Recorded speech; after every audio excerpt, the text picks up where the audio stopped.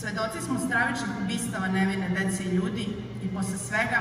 nemamo još odgovore ko je, osim samih ubica njihovih porodica, učestvovao u zločinima. Obaveza svih nas da tražimo odgovore kao i rešenja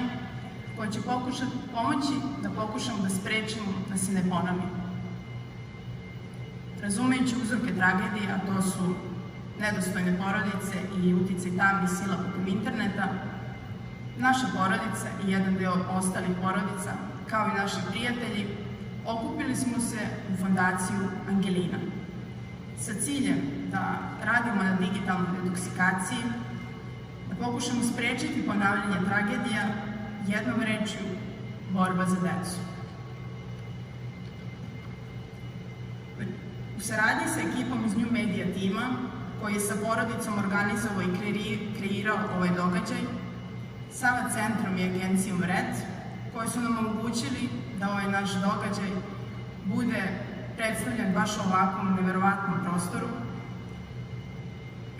Nenadom Radujevićem, firmama koje se bave modom i kreatorima,